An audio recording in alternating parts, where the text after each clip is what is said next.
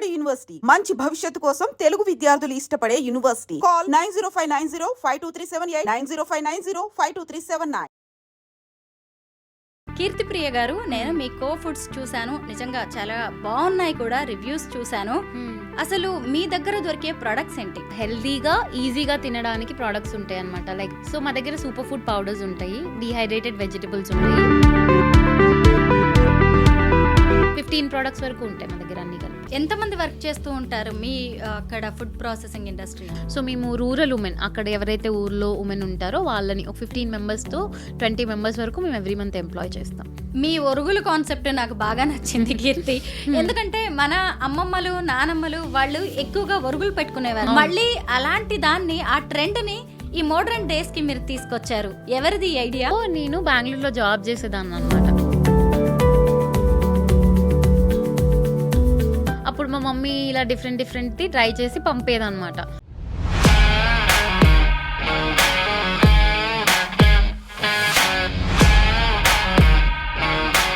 అందరికీ నమస్కారం, నేను Swaroopa Potlapalli. Welcome to we for women. ఈ రోజుల్లో అందరివి ఉరుకుల పరుగుల జీవితాలు. ముఖ్యంగా వర్కింగ్ మదర్కి, బ్యాచులర్స్కి వంట చేసుకోవడం అనేది పెద్ద టాస్క్గా మారిపోతుంది. అలాంటి వాళ్ళకి మేమున్నామంటున్నారు కీర్తిప్రియ. ఆవిడ కో ఫుడ్స్ అనే ఒక కంపెనీని ఏర్పాటు చేసి అటు రైతులకి సపోర్ట్ చేస్తూ ఇటువైపు ఎంతోమంది మహిళలకు ఉద్యోగ ఉపాధి అవకాశాలు కల్పిస్తూ కస్టమర్స్కి నీట్ అండ్ హెల్దీ క్లీన్ ఫుడ్ని సప్లై చేస్తున్నారు. మీరు ఎప్పుడైనా అరటి పువ్వు టీ తాగారా? మీ అమ్మమ్మలు నానమ్మలు ఎప్పుడో పెట్టిన ఒరుగుల టేస్ట్ ఇప్పుడు చూడాలనుకుంటున్నారా? అయితే మా ఫుడ్ని ఖచ్చితంగా ట్రై చేయండి అని చెప్తున్నారు. ప్రస్తుతం నాతో పాటు ఉన్నారు మహిళా ఎంటర్ప్రెన్యూర్ కీర్తిప్రియ గారు. ఆవిడతో మాట్లాడి ఈ ఫుడ్ ప్రాసెసింగ్ ఇండస్ట్రీని ఎందుకు ఏర్పాటు చేశారు, వారి ద్వారా ఎలాంటి ప్రొడక్ట్స్ కస్టమర్స్కి అందుతున్నాయనేది తెలుసుకుందాం. నమస్తే అండి. నమస్తే అండి. కీర్తిప్రియ గారు, నేను మీ కో ఫుడ్స్ చూశాను, నిజంగా చాలా బాగున్నాయి కూడా, రివ్యూస్ చూశాను. అసలు మీ దగ్గర దొరికే ప్రొడక్ట్స్ ఏంటి? మా దగ్గర ఇప్పుడు మీకు హెల్దీగా ఈజీగా తినడానికి ప్రోడక్ట్స్ ఉంటాయి అన్నమాట. లైక్ సే పాలకూర పౌడర్ కానీ, బీట్రూట్ పౌడర్ కానీ, మునగాకు పౌడర్ కానీ, క్యారెట్ పౌడర్ కానీ, ఇలాంటి డిఫరెంట్ సూపర్ ఫుడ్ పౌడర్స్ ఉంటాయి. అంటే అన్ని పౌడర్సేనా? కొన్ని పౌడర్స్ ఉంటాయి, కొన్ని డీహైడ్రేటెడ్ వెజిటబుల్స్ కూడా ఉంటాయి. లైక్ బనానా బ్లాసమ్ టీ అని చెప్పేసి అరటి పూతో టీ చేసాం. అంటే అదేంటంటే మనం కెఫీన్ లేకుండా రిఫ్రెషింగ్గా ఏదైనా తాగాలనుకుంటాం కదా, అప్పుడు తాగడానికి హెల్ప్ అవుతుంది, హెల్త్ బెనిఫిట్స్ కూడా ఉంటాయి. సో మా ప్రోడక్ట్స్ అన్నీ ఏంటి అంటే ప్రతిదానికి ఏదో ఒక హెల్త్ బెనిఫిట్ ఉంటుందన్నమాట. ఇప్పుడు బీట్రూట్ కానీ, లేదంటే మొరింగాలో కాల్షియం ఉంటుంది కదా, మనకి స్పినచ్ ఐరన్కి హెల్ప్ అవుతుంది. అలా డిఫరెంట్ ప్రోడక్ట్కి ఒక్కొక్క హెల్త్ బెనిఫిట్ ఉంటుంది. అలాగే ఫుడ్ లాగా తినొచ్చు అనమాట. లైక్ మీరు డైరెక్ట్గా ఎవ్రీడే ఫుడ్లో తినొచ్చు. మీ హ్యాబిట్స్ మార్చుకోకుండా మీ తినే ఫుడ్ని మళ్ళీ ఎక్కువ ఎఫర్ట్, హెల్దీ అనగానే అరే చాలా టైము, చాలా ఎఫర్ట్, సో దాన్ని తగ్గించడానికి మేము ట్రై చేస్తున్నాం అనమాట. ఏమేమి ఐటమ్స్ ఉన్నాయి మీ దగ్గర? సో మా దగ్గర సూపర్ ఫుడ్ పౌడర్స్ ఉంటాయి, డీహైడ్రేటెడ్ వెజిటబుల్స్ ఉంటాయి, టీస్ ఉంటాయి. అంటే beetroot powder, carrot powder, spinach powder, tomato powder, ఇలా పౌడర్స్ ఉంటాయి. 15 ప్రొడక్ట్స్ వరకు ఉంటాయి మా దగ్గర అన్ని కలిపి.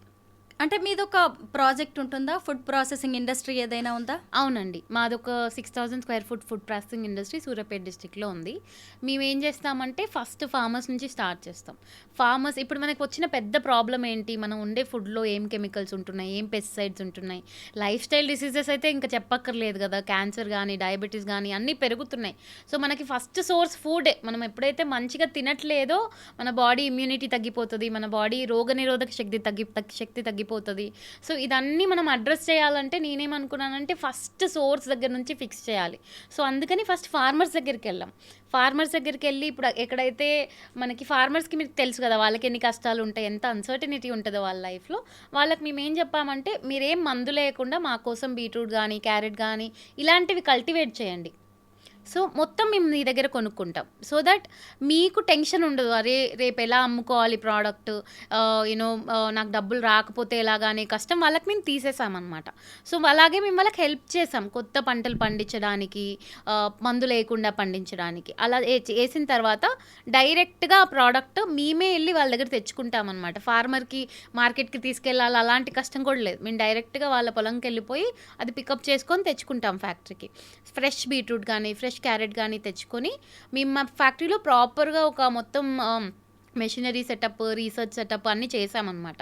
సో ఎస్ఓపీస్ అంటే స్టాండర్డ్ ఆపరేటింగ్ ప్రొసీజర్స్ మేమే డిజైన్ చేసామంటే ఆర్టిఫిషియల్ ప్రిజర్వేటివ్స్ యాడ్ చేయకుండా, అడిటివ్స్ యాడ్ చేయకుండా మన ట్రెడిషనల్ నాలెడ్జ్ ఏదైతే మనం వాటర్ తీసేస్తే ఇప్పుడు మనం పచ్చళ్ళు ఎలా పెట్టుకుంటామండి, అది ఎన్ని సంవత్సరాలు ఉంటుంది మనం ఒక పచ్చడి పెట్టుకుంటే, ఎలా చేస్తాం దాన్ని, అలా మేము కూడా వీటికి డిజైన్ చేసామన్నమాట ప్రాసెసెస్.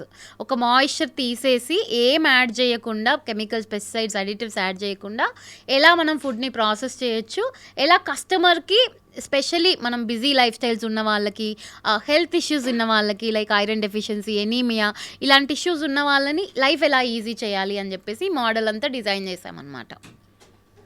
ఎంతమంది వర్క్ చేస్తూ ఉంటారు మీ అక్కడ ఫుడ్ ప్రాసెసింగ్ ఇండస్ట్రీలో? సో మా ఇండస్ట్రీలో మేము 70-80% ఉమెన్నే ఎంప్లాయ్ చేయాలి అని చెప్పి స్టార్టింగ్లోనే డెసిషన్ తీసుకున్నాము.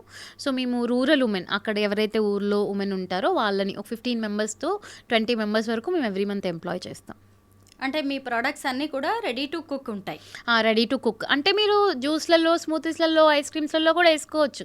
ఇప్పుడు సమ్మర్ కదా, మీరు ఒక బనానా, పాలు, బీట్రూట్ పౌడర్ వేసుకుంటే చక్కటి స్మూతీ వితౌట్ షుగర్ తాగొచ్చు, పిల్లలకి ఇవ్వచ్చు, మీకు భయం లేదు. ఇప్పుడు దాన్నే మీరు కొంచెం ఇంకేదైనా థిక్నర్ అట్లా వేసి, లేకపోతే పాల బదులు యోగర్ట్ అది దొరుకుతుంది కదా, అది వేసి పెట్టేస్తే వాళ్ళకి చక్కగా ఐస్ క్రీమ్ అయిపోతుంది.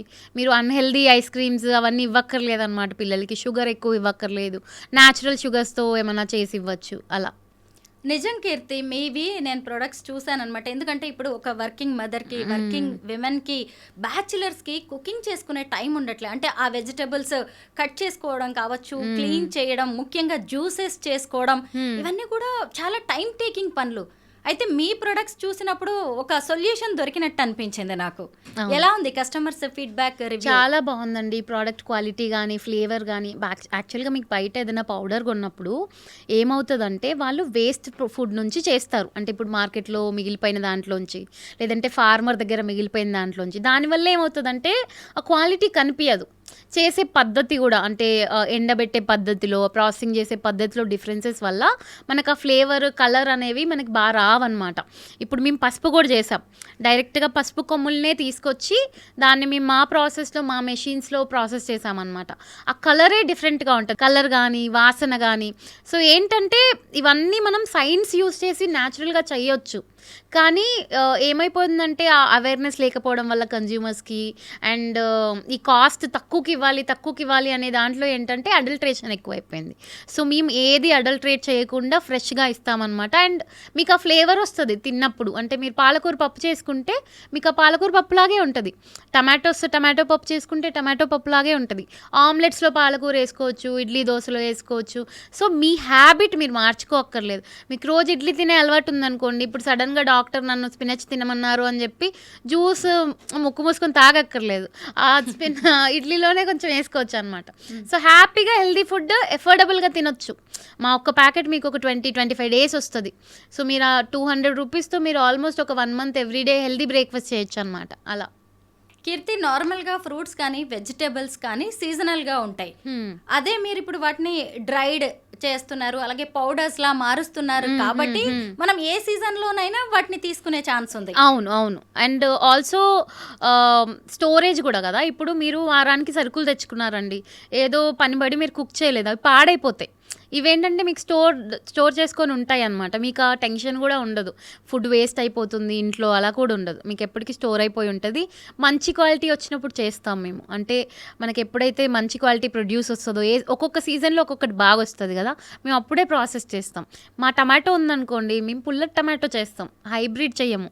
సో మీకు ఆ ఫ్లేవర్, అంటే మాకు చాలామంది ఎన్ఆర్ఐ కస్టమర్స్ కూడా ఇండియా వచ్చినప్పుడు కొనుక్కొని వెళ్తారనమాట. వాళ్ళకి ఒకసారి అలవాటు అయిందంటే ఎవ్రీ టైం వాళ్ళ విజిట్లో తీసుకొని వెళ్తారు, ఎందుకంటే వాళ్ళకి ఆ ఫ్లేవర్ రాదు కదా.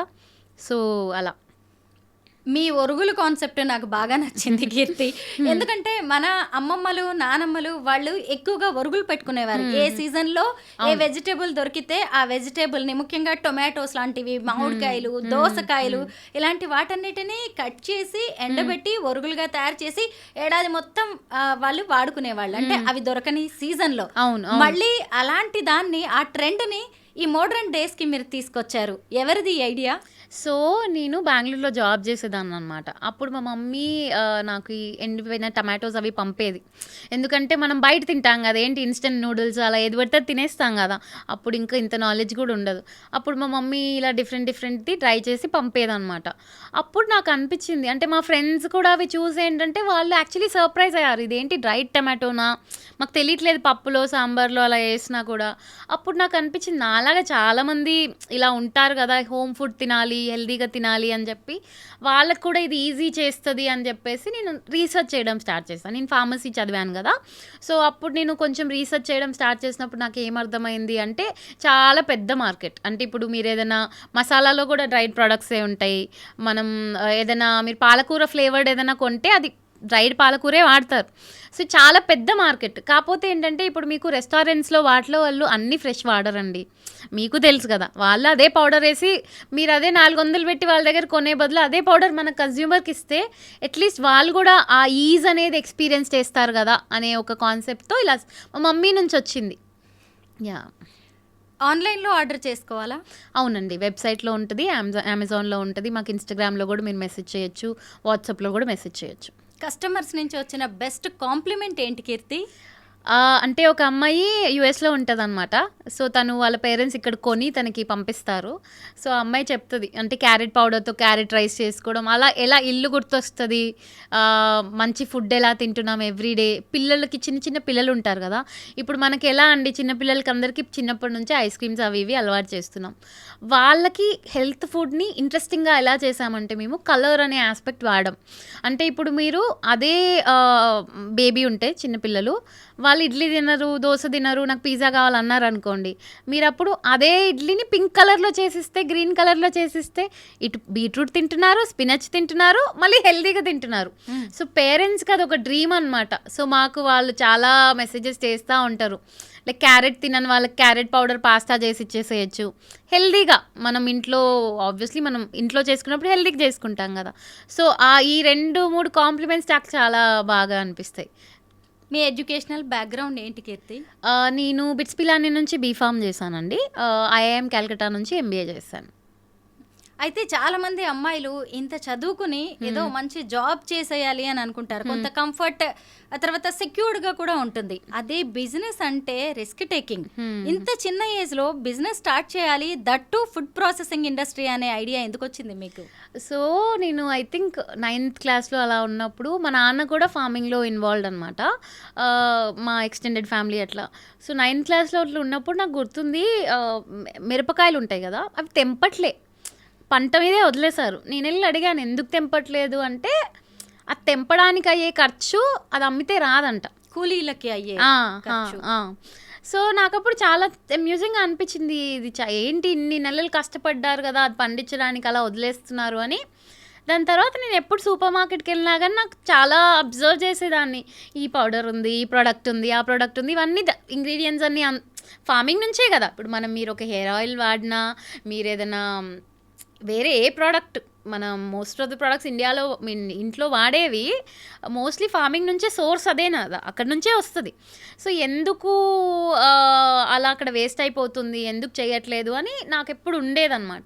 సో నేను బిట్స్ అయిపోయాక ఐ థాట్ ఇదేదైనా స్టార్ట్ చేయాలి, ఏదో ఒకటి చేయాలన్నప్పుడు ఎంబీఏ ఉంటే బెటర్ అని ఇంకా నాకు I got a seat also. I went there. అక్కడ బాగా రీసెర్చ్ చేసేదాన్ని, ఫార్మర్ రిలేటెడ్ ప్రాజెక్ట్స్ చేసేదాన్ని, ప్రొఫెసర్స్తో వెళ్ళి మాట్లాడేదాన్ని ఎలా సాల్వ్ చేయాలి ఇలాంటి ఇష్యూస్ అని చెప్పి.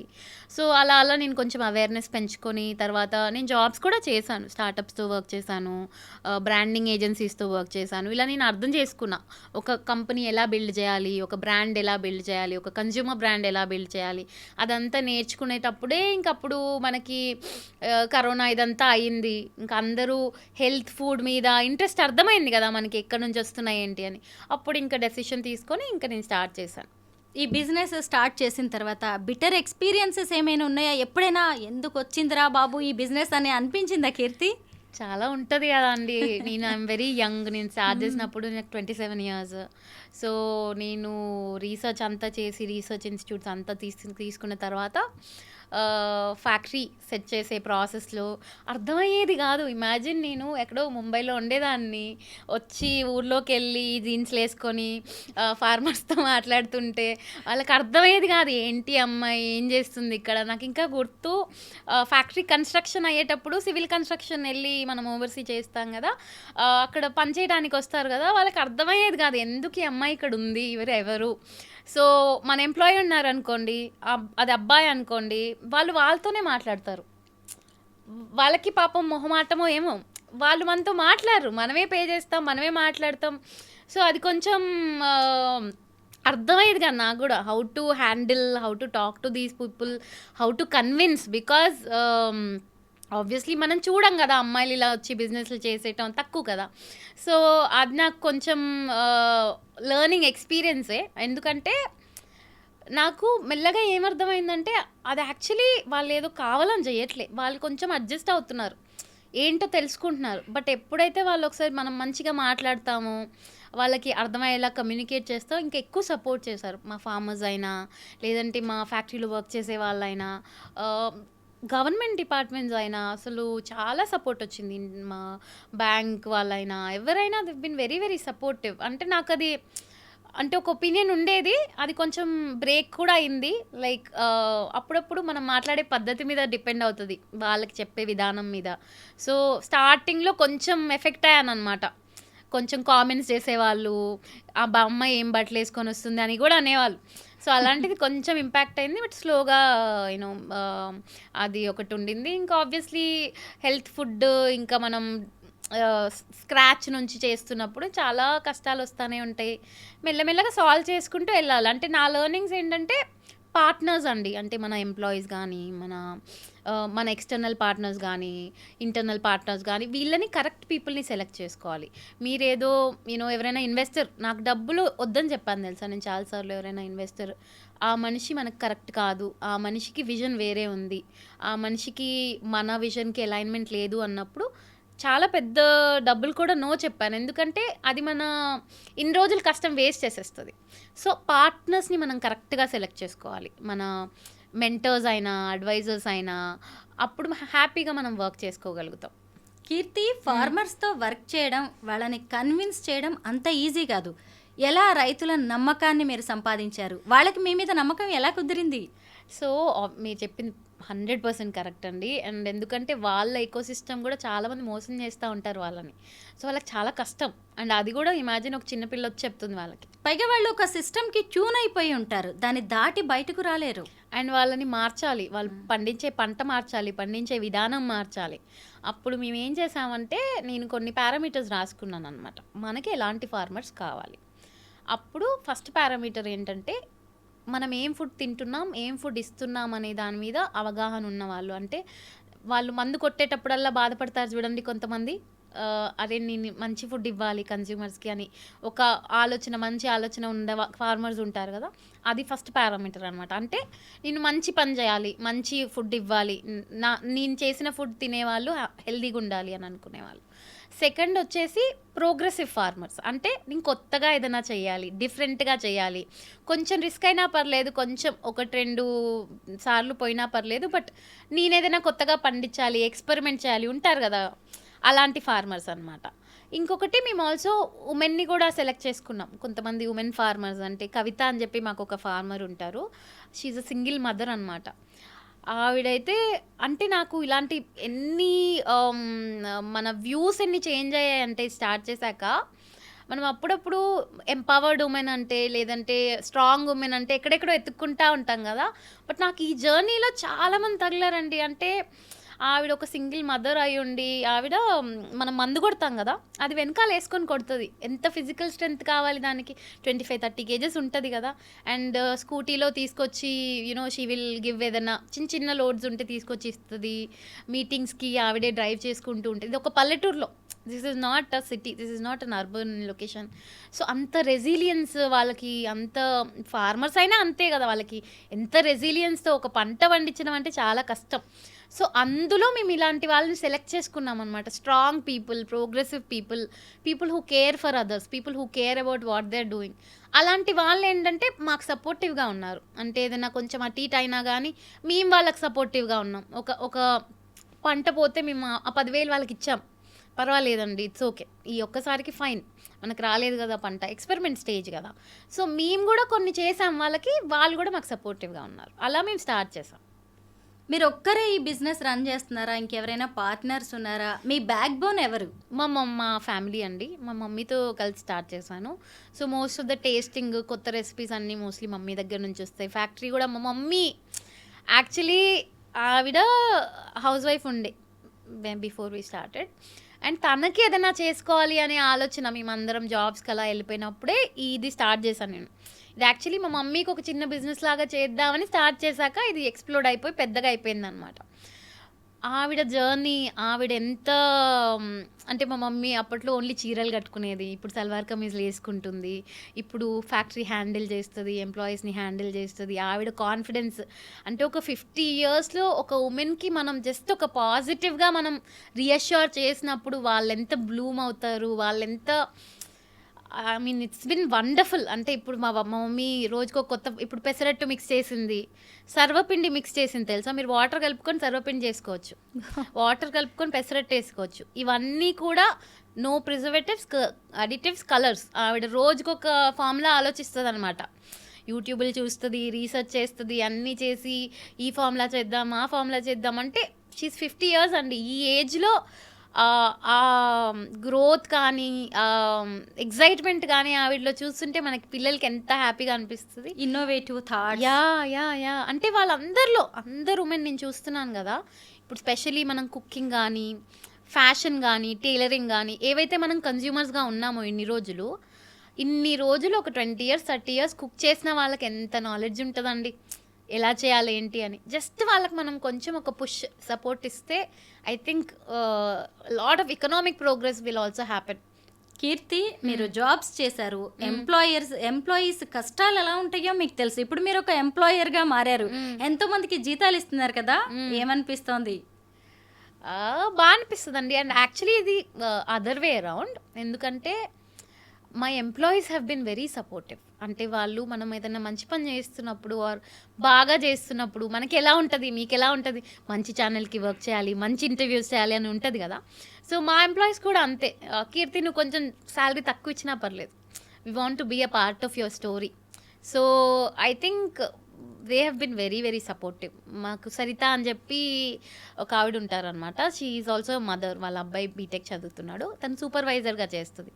నైట్ షిఫ్ట్స్ చేస్తుందండి అప్పుడప్పుడు, లైక్ అవసరం ఉంటే ఆవిడ నైట్ షిఫ్ట్స్ చేస్తుంది. మేడం నేను చూసుకుంటాను అంటది. అంటే ఆవిడకి కాన్ఫిడెన్స్, మళ్ళీ నేను ఒక 15 మందిని మేనేజ్ చేస్తున్నాను అని చెప్పేసి. అంటే ఫినామినల్ సపోర్ట్, అందరూ చాలా సపోర్ట్ చేశారు, మా ఎంప్లాయీస్ అయినా ఎవరైనా కూడా. మంచిగా అనిపిస్తుంది. అంటే